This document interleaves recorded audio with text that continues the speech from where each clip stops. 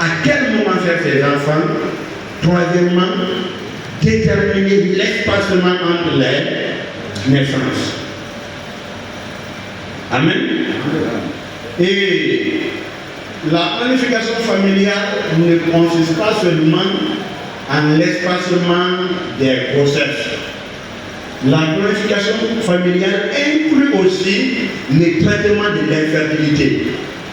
Donc quand on dit planification familiale, ce n'est pas seulement dire que bon, je dois prendre un médicament pour ne pas tomber enceinte, pour ne pas que mon épouse tombe enceinte.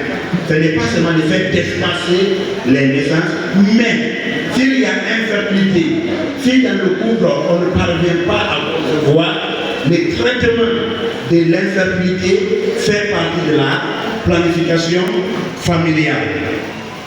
Donc, la planification familiale n'est pas un rejet de la fécondité. Ce n'est pas de dire que non, en se planifiant, est-ce que Dieu même aime cela? Dieu a dit, multipliez-vous, soyez féconds, multipliez-vous. Est-ce qu'en me planifiant, est-ce que je suis dans la volonté de Dieu? Bien aimé, tu es dans la volonté de Dieu. Ce n'est pas un rejet de la fécondité, ce n'est pas une fuite de responsabilité. C'est au contraire un acte de sagesse, de maîtrise de soi. De maîtrise de soi, et de bonne gestion des ressources que Dieu met entre nos mains. Que Dieu met entre nos mains. C'est un acte vraiment de sagesse. La Bible dit dans Psaume 127 que les enfants sont un héritage de l'Éternel. Et cela est vrai. Les enfants sont un héritage de l'Éternel.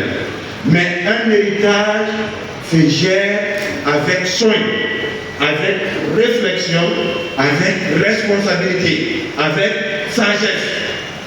C'est un héritage que Dieu nous donne, les enfants. Mais comment les gérer? Comment les gérer? Donc pourquoi est-ce que la planification familiale est si importante?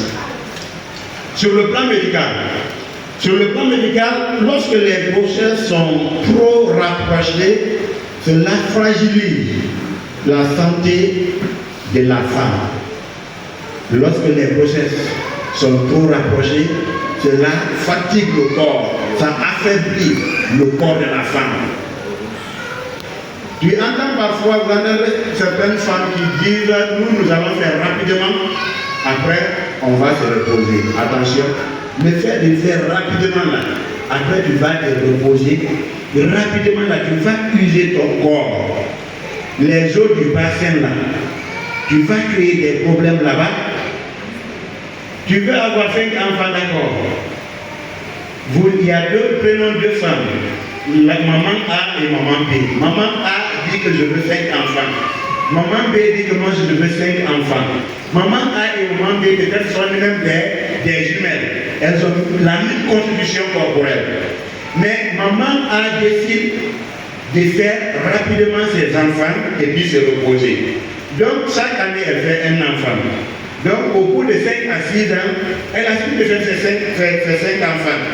Et maman B, elle dit, je veux 5 enfants, mais je veux vraiment planifier en sorte que j'ai un temps de repos entre chaque geste.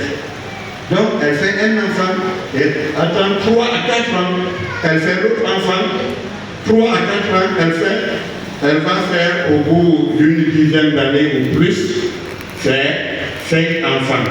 Mais les deux là, à la vieillesse, celle qui sera la plus solide, ce sera maman B qui a espacé les naissances. Est-ce que vous voyez? Le fait de faire rafale comme ça là, le corps n'a pas fini de récupérer encore complètement. Pendant l'accouchement, il y a les os du bassin qui s'écartent. Les os là s'écartent pour laisser le fœtus passer.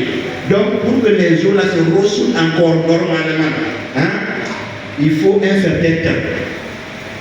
Mais après l'accouchement, les os ne sont pas encore, le corps n'a pas encore fini de récupérer totalement, et puis il y a une autre grossesse qui vient, ainsi de suite. Ce n'est pas une bonne chose pour le corps.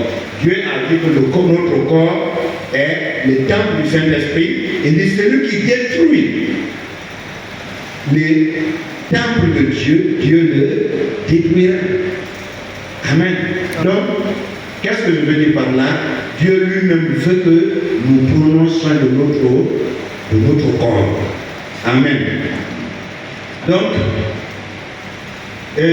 sur le plan familial aussi, il est difficile d'éduquer convenablement plusieurs enfants si les moyens sont limités. Hein? Si les moyens sont limités, vos moyens normalement, si vous voulez éduquer convenablement, comme cela se doit vos enfants, l'enfant doit partir à l'école, dans les bonnes écoles, hein, le suivre, et tout ça là. Si vous avez les moyens aujourd'hui de 2 enfants et que vous êtes trop pressé, vous faites 4 à 5 enfants, vous conviendrez avec moi que vous aurez des problèmes dans l'éducation des enfants. Vous serez débordés. Aujourd'hui, nous voyons des vagabonds, nous voyons des délinquants. Parfois, c'est parce que les parents qui pensent qu'avoir beaucoup d'enfants, c'est comme ça, ils vont préparer leur avenir. On se dit non, forcément l'un d'entre ces nombreux enfants sera quelqu'un. Donc je préfère avoir beaucoup et il n'a pas les moyens pour les gérer. Mais finalement, ces enfants-là ne vont pas, si tu n'as pas les moyens, les enfants ne vont pas écouter. Voilà. Mais ils ne vont pas t'écouter. Hein? Ils ne vont pas te respecter comme cela se doit. Hein? Un parent pauvre ne peut pas avoir le contrôle exclusif, hein? Un contrôle total sur ses enfants. Hein? Quand tu dis à ta fille ne te promène pas, ne sors pas, ne suis pas les garçons, cela sous-entend que, en tout cas jusqu'à ce qu'elle ait 18 à la majorité, que tu as la capacité de lui, en tout cas de lui fournir tout ce qui est nécessaire, les besoins nécessaires. Hein? Quand elle veut se tresser, tu as les moyens pour lui dire va, c'est les fêtes, va au salon de tresser. Hein? Quand c'est la fête, tu as les moyens pour acheter des habits de fête. Mais si tu n'as pas ces moyens, on dit c'est pas tout le monde va se tresser, tout le monde s'habille bien. Et toi, le nombre d'enfants que tu as ne te permet pas de pouvoir faire autant, mais celle qui a atteint 16 ans, 15 ans, 16 ans, 17 ans, 18 ans, tu ne fais pas attention, elle va sortir, elle va se débrouiller. Elle va se débrouiller pour avoir les prix d'habits de fête. Toi, le papa, c'est pas parce que tu ne veux pas te faire, mais tu n'as pas les moyens. Amen. Donc, mieux vaut avoir peu d'enfants et bien les élever que d'en avoir beaucoup et être dépassé. Hein? Que d'en avoir beaucoup et être dépassé. Il y a des enfants qui en valent 10. Tu peux avoir un seul, 2, 3. Je ne suis pas en train de te dire, je ne suis pas en train de dire si tu veux avoir 10 enfants de ne pas avoir. Ce que je suis en train de dire, c'est qu'il faut planifier. Planifier veut dire organiser. Planifier veut dire programmer. Hein? Tu dois programmer. Normalement, l'enfant ne doit pas naître souvent à ton insu comme ça. Hein? L'enfant ne doit pas être une surprise. Normalement, ça ne devrait pas être un fait de hasard. Normalement, l'enfant, on devrait décider que Dieu a mis entre nos mains le pouvoir. Il dit tout pouvoir m'a été donné. Donc, dans tout pouvoir m'a été donné là, même le pouvoir de décider quand je vais avoir un enfant, fait partie. Hein? Cela fait partie. Amen. Et sur le plan spirituel, Dieu est un Dieu d'ordre. Il est un Dieu d'ordre. Il n'aime pas la confusion. Et quand les naissances sont comme ça, de façon effrénée, et ce n'est pas espacé, il y aura le désordre dans la famille. Il y aura un désordre dans la famille. Et c'est ce qui n'est pas bien. Dieu n'est pas un Dieu de désordre. Dieu n'aime pas la confusion. Dieu nous donne la liberté de choisir. Mais il veut que nous agissions avec un discernement. Il veut que nous ayons ce qu'on appelle la maîtrise de soi. La maîtrise de soi, là, c'est aussi un fruit de l'esprit. C'est aussi un fruit de l'esprit. Alors, quels sont les moyens de planification familiale? il y a principalement deux grandes catégories de moyens de planification familiale. Il y a les méthodes naturelles et les méthodes artificielles. Donc, au nom des méthodes naturelles, nous allons citer quelques méthodes. D'abord, les méthodes naturelles sont des méthodes qui ne nécessitent pas de médicaments ni d'hormones. Les méthodes naturelles de planification familiale sont des méthodes qui ne nécessitent pas de prendre un médicament. Comme on le dit naturel, c'est naturel. Tu n'as pas besoin de prendre d'hormones ni n'importe quel autre médicament. Mais ce sont des méthodes qui exigent la patience, qui nécessitent l'observance et la communication dans le couple, surtout la communication. Sans la patience, sans l'observation, sans la communication, dans le couple, les méthodes naturelles ne peuvent pas marcher. Donc, du nombre des méthodes naturelles, nous pouvons citer la méthode du calendrier. La méthode du calendrier, que certains aussi appellent la méthode de température. La méthode de calendrier, là, il s'agit d'avoir la maîtrise de son cycle menstruel. Vous savez, il y a trois types de cycles menstruels chez la femme. Il y a le cycle court qui tourne autour de 25 jours, 24 à 25 jours. Il y a le cycle moyen qui est 28 jours et il y a le cycle long qui part jusqu'à 35 jours. Mais peu importe, que ce soit le cycle court de 25 jours, que ce soit le cycle moyen de 28 jours ou que ce soit le cycle long de 35 jours, ce qui reste clair, la période d'ovulation est la même. Peu importe. Vous savez, il y a des mamans, des femmes qui vous diront qu'elles voient les menstrues 2 fois dans le mois. Généralement, c'est des mamans qui ont un cycle court. Un cycle court de 25 jours environ. Il y en a qui vous diront, en tout cas, moi ça ne change pas, c'est une fois par mois. S'il y a décalage entre les dates, c'est 1 ou 2 jours.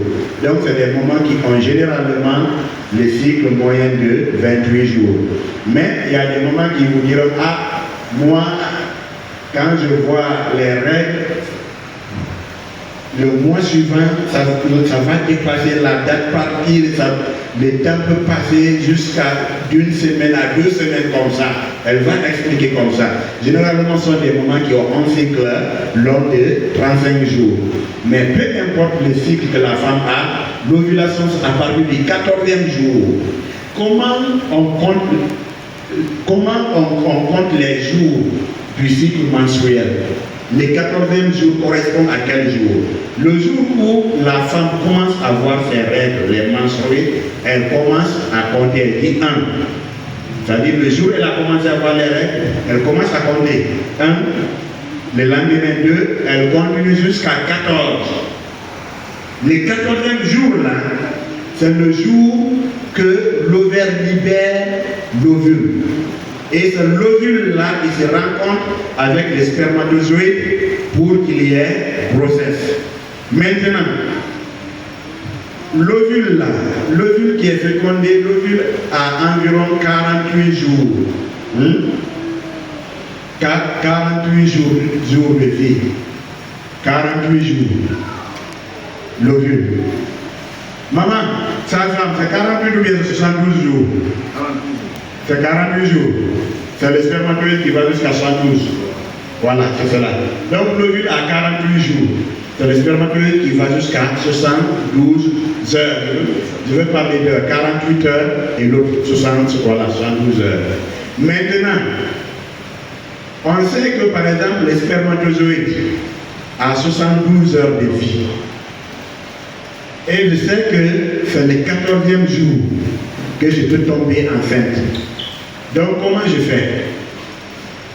Puisque je sais, en cas de relation conjugale, le sperme que mon mari a laissé là, Le spermatozoïde qui est déjà dedans là peut faire 3 jours, il est vivant dans mon ventre. Donc, je fais comment? Si je veux utiliser la méthode du calendrier, à partir du 12e jour, comment du 11e jour, il y en a même qui vous diront même pour être sûr, 10e jour. Hein? Sinon, à partir du 11e jour, on arrête les relations sexuelles. Hein? Parce qu'il y a 11, 12, 13 et le 14e qui est là. Donc, à partir du 11e jour, on arrête. Donc, 12, 13, 14, ça veut dire si le 12e jour, il y a eu une relation sexuelle.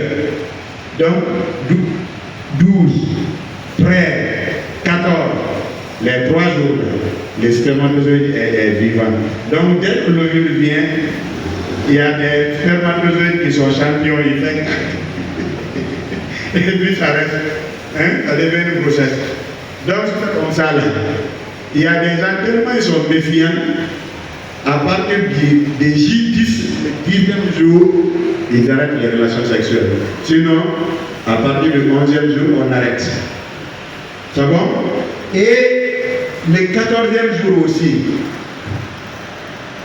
Ça veut dire le 11, 12, 13, 14, j'ajoute combien encore? 15, 16. Parce que l'ovule, quand l'ovule est fécondé, comment on dit? Quand l'ovule est libéré, l'ovule a 2 jours de vie. Donc, l'ovule est né, donc l'ovule a été libéré le 14e jour, donc le 15e jour, l'ovule est vivant.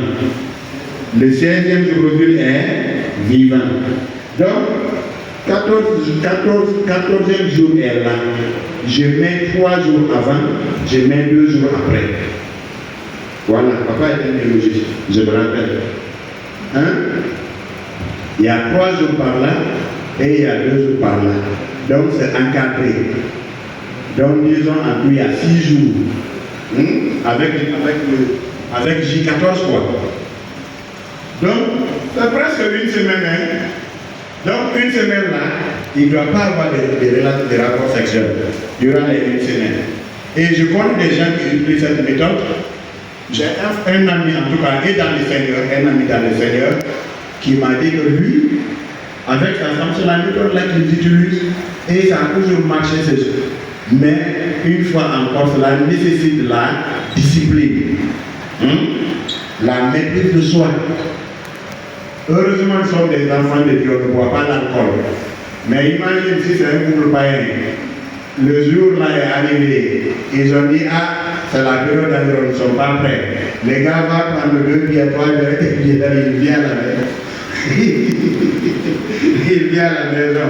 Donc vous voyez, non, ça peut créer des problèmes. Donc bon, on va passer après, s'il y a des questions d'éclaircissement, on reviendra, et là il va nous aider. Il va nous aider beaucoup par rapport à cela. Donc après la méthode du calendrier, il y a la méthode billing. Bon, ça, on va laisser. Parce que ça, c'est la méthode basée sur la sécrétion. Hein? L'épaississement des sécrétions vaginales. C'est pas facile à comprendre. Moi, je connais ça théoriquement, mais je n'ai pas pratiqué. Hein? Il y a des femmes qui peuvent dire les sécrétions vaginales là, elles envoient le doigt, elles voient comment c'est épais, la viscosité. Quand le 14e jour est proche, ça commence à s'épaissir, ça devient trop visqueux. Elle comprend automatiquement. Il y a aussi la méthode de température, mais tout ça, la température, le billing, tout ça c'est compliqué. Ce qui est faisable par tout le monde, la méthode du calendrier. Voilà. Et après cela, il y a la méthode de retrait. La méthode du retrait. La méthode du retrait, c'est une méthode qui n'est pas aussi tellement fiable. Parce que ça, pendant les relations sexuelles, lorsque le monsieur sait que, voilà, le sperme doit venir, il est sur le point d'éjaculer, il se retire, il éjacule dans une serviette.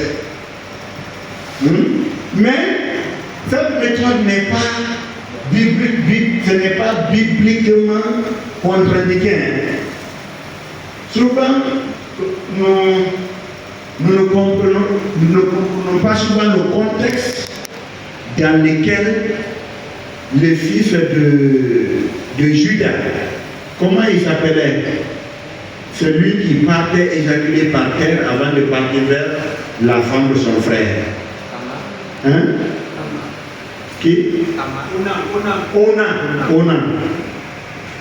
Dans la Bible dit que quand le premier fils de Judas est mort, son jeune frère a hérité de sa femme. Mais c'était un gars méchant. Parce que dans leur culture, si ton frère meurt sans laisser un enfant, au moins un enfant derrière lui, le jeune frère doit épouser sa femme. Le premier enfant que son jeune frère aura avec sa femme, l'enfant apportera le nom de son grand frère. Et on considérera que l'enfant là est l'héritier de son défunt grand frère qui est décédé. Les autres enfants maintenant l'appartiendront. Mais le premier qui viendra là sera pour son frère. Et le gars tellement méchant, il a épousé la femme, la veuve de son frère. Mais il ne voulait pas donner une postérité à son frère. Donc, quand il devait partir vers la femme, il partait d'abord se masturber. Il éjacule par terre. Après, je ne sais pas. La Bible dit, c'est un peu, c'est pas facile à comprendre. La Bible dit qu'il partait jouir par terre avant de partir. Je me demande, mais ça, c'est comment? Tu vas partir éjaculer, mais quand tu repars encore, tu vas finir par, tu vas éjaculer encore. On ne sait pas si la Bible veut dire qu'il faisait la méthode du rituel pour ne pas donner une poste. Je ne sais pas. Mais ce qui reste clair, dans le contexte biblique là, ce n'est pas le fait qu'il a éjaculé par terre le péché, mais c'est l'esprit qu'il avait. Ce qu'il voulait faire. Il voulait empêcher que son frère ait un enfant. Donc, mais la méthode du rituel là, c'est pas sûr. C'est l'une des méthodes les moins sûres. Parce que ça là, moins de l'heure, ça va rater. Ensuite, il y a la méthode maman. La maman, c'est la méthode de l'allaitement maternel et de l'aménorrhée. Méthode allaitement maternel aménorrhée. C'est une méthode contraceptive naturelle qui peut être utilisée lorsque la femme allaite. Lorsque la femme allaite. Elle repose sur le fait que l'allaitement exclusif dure jusqu'à 6 mois. L'allaitement exclusif pendant 6 mois pour bloquer naturellement l'ovulation chez la femme. Une femme qui a accouché, son enfant prend exclusivement son lait. L'enfant ne boit pas de l'eau. L'enfant ne prend aucune autre nourriture si ce n'est du lait. Généralement, cette femme-là ne peut pas ovuler. L'ovulation, ça bloque l'ovulation. Et cette méthode donc nécessite 3 conditions. La première condition, il faut que l'allaitement soit exclusif. Le lait maternel. L'enfant ne boit pas l'eau jusqu'à 6 mois. L'enfant ne prend pas de biberon. Le lait maternisé, l'enfant ne prend pas ça. C'est le lait maternel exclusif. Donc l'enfant va téter régulièrement. Et nous, tous nos enfants, aucun de nos enfants n'a bu l'eau avant 6 mois. Avant 6 mois, non. Parce que quand l'enfant ne boit pas l'eau, cela va éviter souvent les maladies diarrhéiques. Parce que généralement, quand on donne l'eau à l'enfant, peut-être la tasse qui est là, même si la tasse tu as bien lavé, tu as resté c'est propre, mais peut-être que son jeune frère, son grand frère ou sa grande soeur est rentré, c'est l'eau de l'enfant. Donc l'eau de l'enfant là, tout le monde va goûter. Donc il peut prendre derrière maman et mettre dans la tasse il boit, il met sa main dedans. En tout cas, la tasse peut être, tu peux penser que la tasse, elle est propre apparemment, mais quelqu'un a déjà souillé. Hein? Et puis l'eau que tu donnes à l'enfant, si l'eau là n'est pas minérale. Donc il y a tout ça quoi. Pour donner l'eau à l'enfant, il faut être sûr que vraiment tout est propre. Parce que le bébé a un système immunitaire qui ne fonctionne pas normalement. Il est encore en manque de beaucoup d'immunoglobulines. Hein? Le système immunitaire d'un bébé n'est pas encore compétent. Hein? Surtout les 2 premières semaines, après le premier mois, les 6 premiers mois, c'est progressivement quoi. C'est d'ailleurs dans l'enfantesse qu'il bénéficie des anticorps maternels qui se trouvent dans les laits maternels. Donc un enfant qui ne boit pas l'eau, si l'enfant a soif, il prend quoi? Il va téter. S'il a faim, il va téter. Donc il va beaucoup téter. Or plus il tète, plus non seulement il gagne en nutriments, parce que dans le lait maternel, Dieu a mis tout ce qu'il faut pour le genre humain, pour l'être humain. Hein? Dieu a mis tout ce que nous avons besoin dedans. Avant, les blanches n'aimaient pas les tétés. Aujourd'hui, même les blanches allaitent leurs enfants. Même les blanches là-bas, elles allaitent. Parce qu'il n'y a aucune nourriture, aucun lait artificiel qui puisse égaler le lait maternel de l'enfant. Et quand l'enfant prend régulièrement le lait maternel là, il y a ce qu'on appelle les anticorps dont je vous parlais, l'enfant va se prémunir.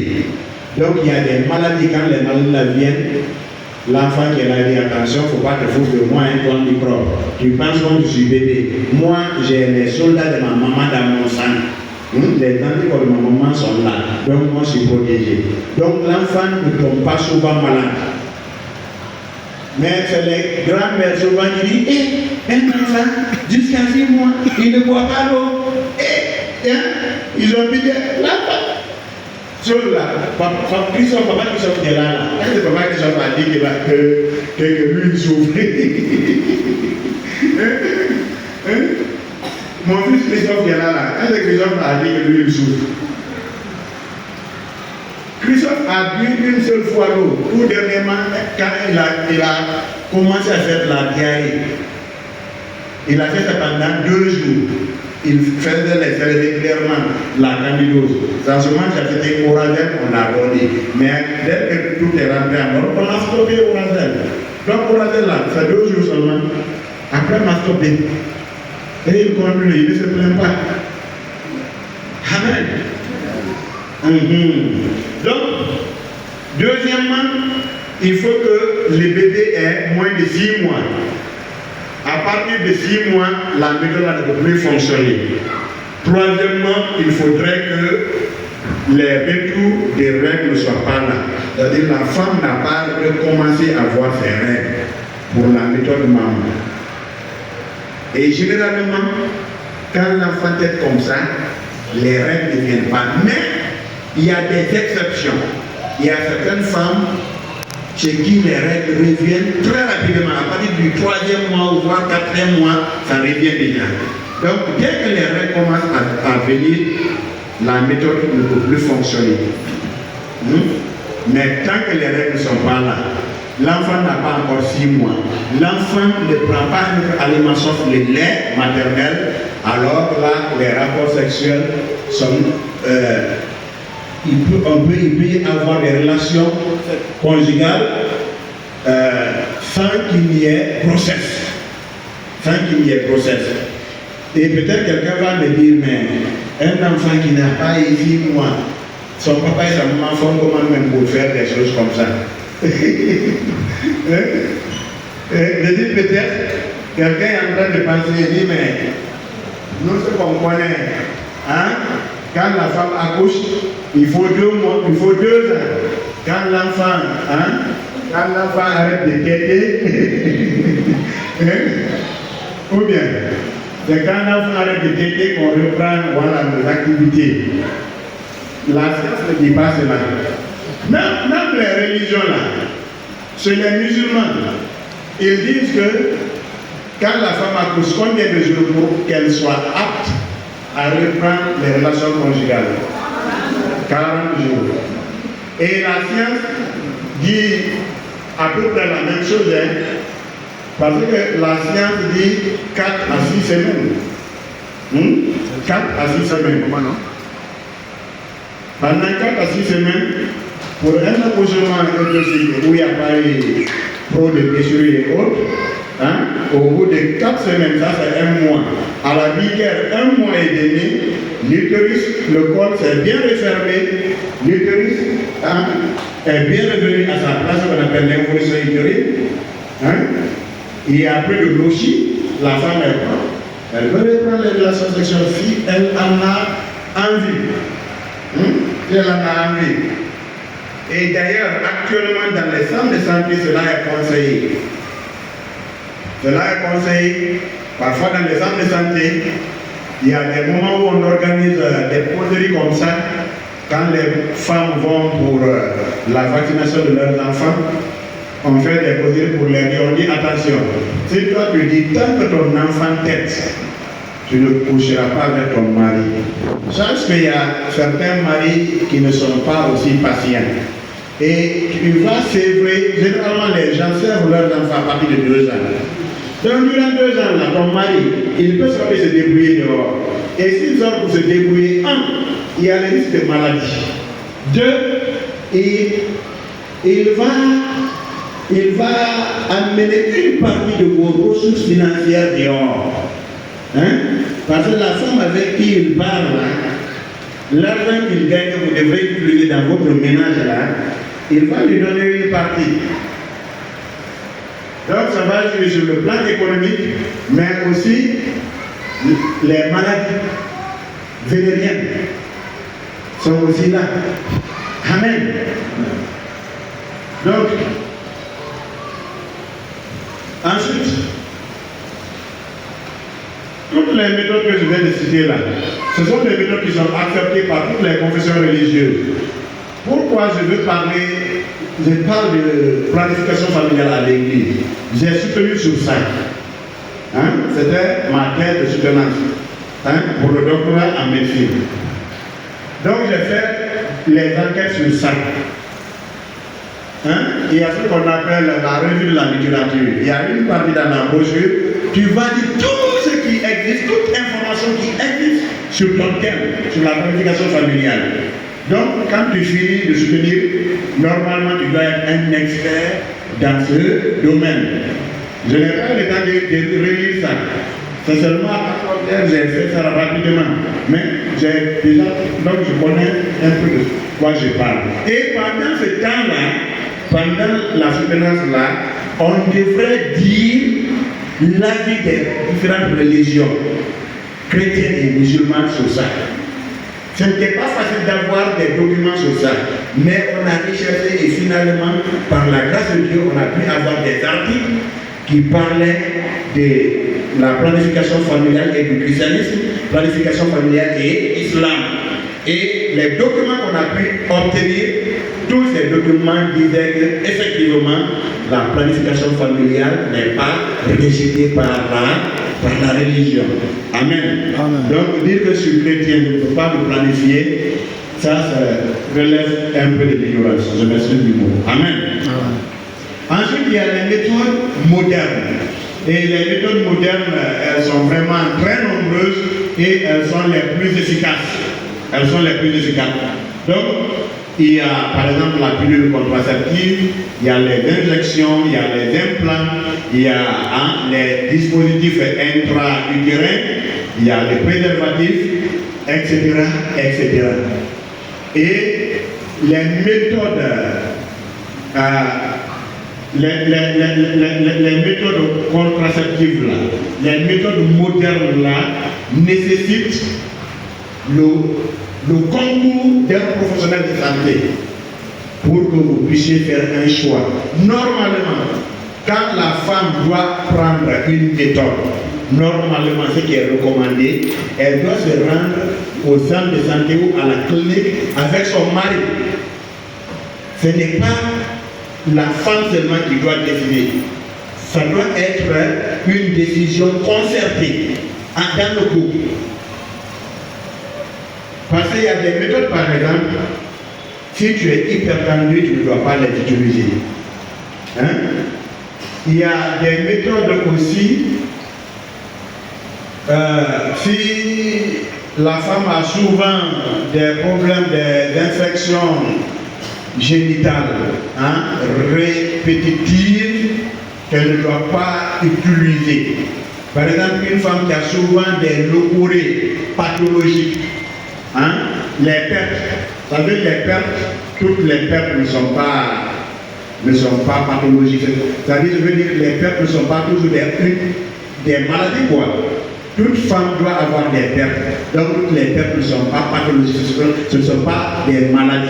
Ce n'est pas une maladie, en fait. La perte devient une maladie lorsque, elle sent mauvais. 2, ça gratte, ça démange. 3, la couleur a changé. Sinon, normalement, la perte normale n'a pas d'odeur. La perte normale ne gratte pas. La perte normale est blanche. Hein? Elle est blanche comme du lait. Est-ce que vous voyez? Mais dès que la couleur devient maintenant peut-être jaunâtre ou bien verdâtre, attention, il y a un problème. Hein? Là, on peut penser à une trichomonase vaginaliste. Lorsque ça sent mauvais, là, il y a une vaginose bactérienne. Lorsque ça gratte, là, il y a une camidose, voilà, vaginale. Donc, et il y a des femmes qui souffrent de ça. C'est-à-dire, elles peuvent venir le mois là, elles prennent les médicaments, elles repartent. Après un mois, 2 mois, elle revient encore. Est-ce que vous voyez? Même si elle prend le traitement avec son mari, le traitement est relancé, mais tu vois qu'elle a ça souvent, en tout cas, elle a ce problème. Comme une femme comme ça, madame, ne peut pas prendre le DUI, hein, le dispositif intra-utérien comme un utérus, parce que ça va favoriser l'infection. Est-ce que vous voyez? Et il y a des méthodes aussi contraceptives pour la femme qui allaite. Hein? Les méthodes pour la femme qui allaite, ça sont des méthodes hormonales à progestatif seul, pathogène, et un progestatif qui sont combinés. Maintenant, il y a d'autres méthodes, il y a des pilules à progestatif seul. Ça, c'est seulement la progestérone. Et il y a même des injections telles que Depo-Provera qui sont dans les dents là. Depo-Provera aussi, ça c'est injectable, mais il y a que le progestatif dedans. Donc la femme enceinte peut prendre ça. C'est les méthodes où il y a l'estrogène que la femme qui allaite, je voulais dire, qui allaite ne peut pas prendre.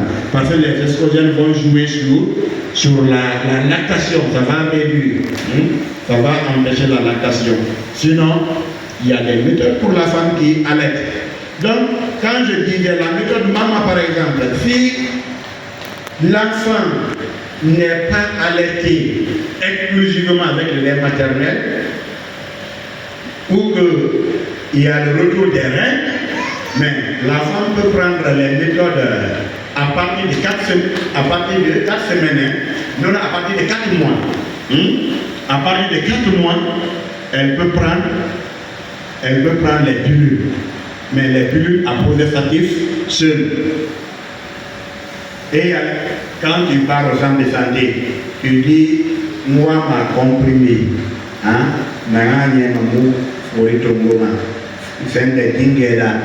c'est fini. On sait de quoi tu as besoin. Hein? On sait que tu es une femme qui allaite. On te vend la méthode, on dit c'est ça là que tu dois prendre tous les jours. Hein? Donc, il y a des méthodes qu'on met ici. Ce qu'on met ici là, sur le bras. Il y en a pour 3 ans, il y en a pour 5 ans, il y en a pour 10 ans. Hein? C'est les jadelles. Ce sont ce qu'on appelle les implants. Les jadelles. On pose ici. Même celui-ci, l'autre sage-femme, elle pose tout ça là-bas. Quand la femme met ça là ici, si tu veux 3 ans, mais même si tu prends 3 ans là, on a placé aujourd'hui. Après 2 mois, tu veux tomber enceinte, tu pars seulement, tu dis docteur enlève, ou bien sage-femme enlève. Elle retire. Dès qu'elle retire, tu peux tomber enceinte. Même le lendemain. Même le lendemain. il y a les injections. Généralement, les injections, là, quand la personne a été hypertendue, mais de toute façon, quand tu en as besoin, pas seulement voir les professionnels, au centre de santé par exemple, ils vont, voilà, là on va te donner les conseils qu'il faut et puis t'aider à faire ton choix. Donc, on dit que ces méthodes sont souvent plus fiables, mais nécessitent l'avis d'un professionnel de santé pour choisir celles qui conviennent le mieux à chaque femme. Et ce qui est important, je le disais tantôt, la planification familiale n'est pas une affaire de la femme seulement. Les hommes aussi doivent s'impliquer. Les hommes doivent s'impliquer. Et quand on parle de ça, la femme, les femmes n'ont pas de problème. Parce que c'est elles qui souffrent. Hein? Mais généralement, c'est les maris qui s'imposent. Surtout chez nos parents peu. Elle, c'est leur mari. Garde à elle. Donc quand elle vient, elle se cache. Elle se cache. Parce que le mari dit non, moi je veux avoir des enfants. Moi je veux beaucoup, je n'étais pas marié j'étais marié pour avoir des enfants. Est-ce que vous voyez? Donc l'homme doit s'impliquer. Les hommes doivent aussi s'impliquer. Donc c'est un sujet de dialogue, de prière. Et ça doit être une décision collégiale, une décision commune. Amen. Donc, quelques idées à corriger. Par exemple, planifier est un péché. Ce n'est pas un péché de se planifier. Je suis en train de dire quelques idées que les gens ont qui les empêchent.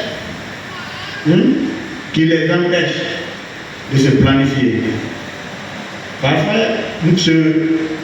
les religieux, que ce soit les musulmans, les chrétiens, généralement, il y a ces idées erronées. Les gens se disent que le fait de se planifier, c'est péché, tu es en train de tuer un enfant. Il n'y a aucune méthode qui détruit un œuf fécondé. Ça n'existe pas. Toutes les méthodes modernes, elles vont soit empêcher l'ovulation, soit épaissir la glaire cervicale. Donc, pour empêcher les spermatozoïdes de monter jusqu'au niveau de la trompe pour rencontrer l'ovule. Donc, ça ne va même pas monter au niveau de l'utérus, à plus forte raison, migrer jusqu'au niveau des trompes et voilà, pour rencontrer l'ovule. Est-ce que vous voyez? Donc, il y a des méthodes qui vont non seulement empêcher l'ovulation, mais aussi en même temps épaissir la glaire cervicale. Amen. Amen. Donc ce n'est pas un péché. Dieu nous a donné l'intelligence pour gérer nos foyers. Ce qui compte, c'est dans quel esprit nous le faisons. Ce n'est pas un péché. Dieu nous a donné l'intelligence. Moi, je sais le travail que je fais là. Il ne faut pas dire non. C'est Dieu qui donne, c'est lui qui va nourrir. On sait, il va avoir quelqu'un, il a 10 enfants. Mais il n'a même pas les moyens pour envoyer 5 enfants à l'école. L'enfant est petit comme ça, à partir de 5 à 6 ans, apprendre des choses, mécanicien moto. On l'envoie, les enfants n'étudient pas. Ça fait quoi? Ça prolonge la pauvreté. Si toi, tu as vécu dans la pauvreté, ça fait quoi? Tes enfants qui devraient commencer à connaître un peu l'opulence, eux aussi, ils seront peut-être même plus pauvres que toi. Parce que si les enfants ne font pas de bonnes études, nous sommes dans les siècles des diplômes. S'ils ne font pas, les enfants n'étudient pas. Si c'est un métier qu'il veut apprendre, si les parents n'ont pas les moyens, le matin, l'enfant qui part, comment on dit à l'atelier, il n'a pas déjeuné, il part très vite. Vous voyez un peu? C'est pas facile. Les méthodes rendent stériles. C'est une autre idée. On dit que les méthodes rendent stériles. Il n'y a pas de méthode contraceptive qui rendent stérile. La plupart des méthodes sont réversibles. La plupart sont réversibles. il y a peut-être 2 ou 3 méthodes qui sont irréversibles. C'est-à-dire, par exemple, l'hystérectomie, quand on enlève l'utérus, hein, ou peut-être la ligature des trompes, hein, ou peut-être la vasectomie sur l'homme. Parce que l'homme aussi, s'il veut carrément, il a fait de faire les enfants, on peut faire ce qu'on appelle la vasectomie sur l'homme. Hein?